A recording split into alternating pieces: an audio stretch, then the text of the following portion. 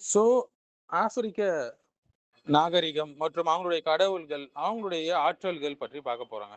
So ஆப்பிரிக்க புராணங்கள்ல குறிப்பா வந்து யோருபா, ஒரிஷா உடைய மரபுல வளமான மற்றும் பன்முகத்தன்மை வாய்ந்த தெய்வங்களும், ஆவிகளும் அவங்க வணங்குவாங்க. இதுல பெரும்பாலும் அவங்களுடைய படைப்பாளர் கடவுள் என்று யார் வச்சிருக்காங்கன்னா, ஒலோரூன் ஞாமே என்று சொல்லுவாங்க. இதுதான் அவங்களுடைய படைக்கக்கூடிய கடவுள். இது இல்லாம இன்னும் ஸ்பெஷலா நிறைய தெய்வங்கள்லாம் வச்சிருக்காங்கன்னு சொல்றாங்க. அவங்களுடைய சக்தி வாய்ந்த தெய்வங்கள்னு அவங்க சொல்றது வந்து ஷாங்கோ. இவர் வந்து இடி, நெருப்பு இது சம்பந்தப்பட்ட பொறுப்புகளை உடையவர். ஓகுன் இவர் வந்து போர், இரும்பு சம்பந்தமானவர். ஓஷூன் அன்பு, நீர் சம்பந்தமானவர். எமாயா இவர் வந்து தாய்மை, கடல் இது சம்பந்தமான ஆற்றல்கள் உடையவர், கட்டுப்படுத்தக்கூடியவர். ஸோ யோருபா, ஒரிஷா தான் அவங்களுடைய பாரம்பரிய முக்கிய தெய்வங்கள் அவங்க கருதுறாங்க. ஒப்படலா சொல்லுவாங்க. மிக பழமையான ஓரிஷா, அதாவது மனித உடல்களை படைத்தவர் மற்றும் பூமியை வடிவமைக்கும் பணியில் ஈடுபட்டவர் சொல்லுவாங்க. அடுத்தது ஷாங்கோ சொல்லுவாங்க.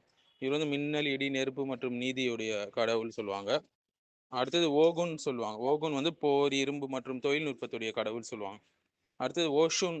ஓஷுன் வந்து காதல், அழகு, வளமை மற்றும் நன்னீருடைய கடவுள் சொல்லுவாங்க. அடுத்தது யமாயா. அனைத்திற்கும் அன்னை இவங்க தான் சொல்லுவாங்க. சமுத்திர தேவி, தாய்மை உள்ளவள் மற்றும் பாதுகாப்பவள் என்று சொல்லுவாங்க.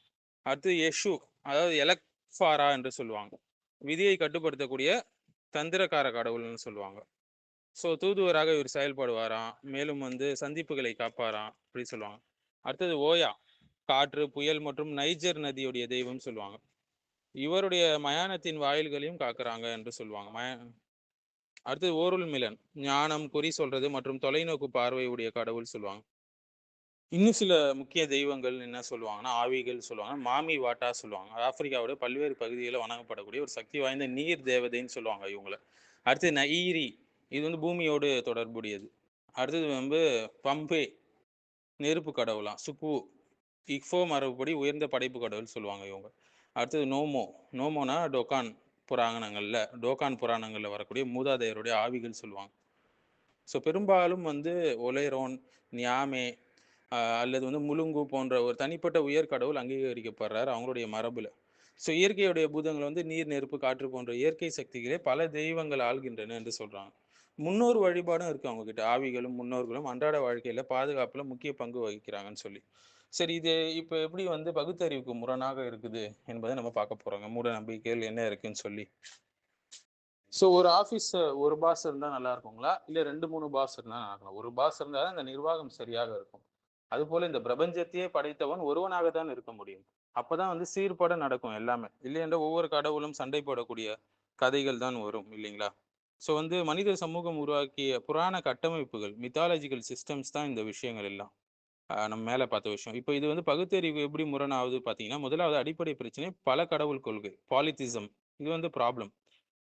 உயர்ந்த கடவுளாக ஒலுரோன்னு யாமைய வச்சிருக்கிறாங்க. அதற்கு கீழ பல தெய்வங்கள் வச்சுக்கிறாங்க. ஷாங்கோ, ஒகுன், ஒஷோன்னு சொல்லி. இப்ப என்ன கேள்வின்னா, எல்லாம் சக்தி வாய்ந்தவர்கள் என்றால், ஏன் இந்த ஹைரார்கி மேல கீழன்ற அமைப்பு? இப்ப மேல கீழன்னும்போது ஆட்டோமேட்டிக்கா அவங்க ஒருத்தரை விட கொஞ்சம் பலம் கம்மியானவர் சொல்லுது. ஒவ்வொருத்தருக்கும் தனி வேலை என்றால், அப்ப அவங்க எல்லாம் சக்தியற்றவர்களா? லிமிட்டட் பீயிங்ஸா? சக்தியை வந்து கட்டுக்கு உள்ளதா? எல்லை இருக்குதா அவங்க சக்திக்கு? ஸோ ஆனா முடிவு என்னன்னா, இது வந்து கடவுள் அல்ல. மனிதர்களைப் போலவே பங்கீடு செய்யப்பட்ட சில உருவாக்கங்கள். அடுத்தது இயற்கை சக்திகளை வந்து மனிதனாக ஆக்குவது. அதாவது ஆந்த்ரோபார்மோமார்பிசம் சொல்லுவாங்க. ஷாங்கோ வந்து இடி மின்னல், ஒகோன் வந்து இரும்புன்னு சொல்லுவாங்க, ஒஷூன் வந்து நதின்னு சொல்லுவாங்க. ஸோ இவையெல்லாம் இயற்கை நிகழ்வுகள். மின்னல் ஆகட்டும், இது பிசிக்ஸ், எலக்ட்ரிக் டிஸ்சார்ஜோடு சம்பந்தப்பட்டது. கடலு, நதி ஆகட்டும், இவற்றை ஒரு கடவுள் கட்டுப்படுத்துகிறான் என்று சொல்வது வந்து ஒவ்வொருத்தருக்கும் சக்தியை பிரிச்சு கொடுத்துட்றாங்க. ஒருத்தரை விட ஒருத்தர் பலமானவர், ஒருத்தர் பலவீனமானவர் இல்லைங்களா? கடவுளுக்கு பலவீனம் என்பதே இருக்கக்கூடாது. அதுதான் கடவுளுடைய பண்பு. ஸோ பல கடவுள்கள் வந்து பல விருப்பங்கள், கான்ஃப்ளிக்ட், மோதல் அவங்களுக்குள்ள நடக்கும் இல்லைங்களா? ஷாங்கோ வந்து மழை வேண்டாம் என்றால் ஓஷன் என்ன செய்வாரு? ஏன்னா நீரோடு தொடர்புடைய கடவுள் அவர். அடுத்தது ஓகுன் வந்து போர்த்தோடு தொடர்புடைய கடவுள். எமாயா வந்து அமைதி, பாதுகாப்போடு தொடர்புடைய கடவுள். இப்போ இது லாஜிக்கல் கன்சிஸ்டன்சி இல்லாத சிஸ்டமா இருக்கு. ஸோ அடுத்தது வந்து நிறைய விஷயங்கள், கதைகள், ஓரல் ட்ரெடிஷன், ட்ரைபல் பிலீஃப்ஸ் மூலியமா தாங்க வருது. ஸ்ட்ராங்கான எவிடன்ஸோ, ஒரு வேதமோ அது போன்ற விஷயங்கள் இல்ல. இப்போ எவிடன்ஸ் வந்து இங்க லேக் ஆகுது. மனுஷன் வந்து பயந்தான், இடி, புயலு, ஆசை இருக்கு, செல்வம், குழந்தை, அதுக்கு பாதுகாப்பு தேவை. ஸோ இதற்கெல்லாம் என்ன செய்யும்? இயற்கையை வந்து பெர்சனலைஸ் பண்ணி தெய்வமாக்கிட்டான். இதே பேட்டர்ன் தான் நீங்க கிரேக்க கடவுள், ரோம கடவுள், எகிப்திய கடவுள், ஆப்பிரிக்க கடவுள்கள்ல பார்க்கலாம் இல்லைங்களா? அனைத்திலும் வந்து என்ன செய்வாங்க? மனித குணங்கள இயற்கை சக்திகளோடு ஆட் பண்ணி அத கடவுளாக்கிடுவாங்க. முன்னோர் வழிபாடு நெறைய இடங்கள்ல இருக்கு இல்லைங்களா? சைனாவுடைய கடவுள்கள் கூட அவங்க கடவுள் கொள்கையில கூட இருக்கு. Ancestor worship problem. ஸோ இறந்தவர்கள் அவங்களே தங்கள பாதுகாக்க முடியல, இறந்துட்டாங்க. பாதுகாக்க முடிஞ்சா அவங்களே உயிரோட இருந்திருப்பாங்க இல்லைங்களா? ஸோ அவங்களுடைய ஆவி இறந்த பிறகு எப்படி வந்து பாதுகாக்கும்? நமக்கு உதவும்? ஸோ அவங்க உயிரோட இருக்கும்போதே அவங்களுக்கு சக்தி இல்லை, தங்களை பாதுகாத்துக் கொள்ள. இறந்த பின் எப்படி நம்மள பாதுகாப்பாங்க? ஸோ எப்படி வந்து அவங்க எல்லாரும் பேசக்கூடிய உலகத்துல எல்லாரும் பேசக்கூடியத வந்து ஒரே நேரத்துல எப்படி கேட்பாங்க? ஸோ வந்து சிலர் வந்து விதியை மாற்றக்கூடிய கடவுள் என்றெல்லாம் சொல்றாங்க. ஸோ நெறைய லாஜிக்கல் கான்ட்ராடிக்ஷன்ஸ் இருக்கு. கல்ச்சுரல் மித்தாலஜி இது எல்லாமே. ஸோ பகுத்தறிவுக்கு பொருந்தாத மனித கற்பனை மற்றும் பயத்துடைய விளைவாக இருக்கு. ஸோ மூடநம்பிக்கை மற்றும் புராண கட்டமைப்பு என்று இதை வகைப்படுத்தலாம் பெரும்பாலும்.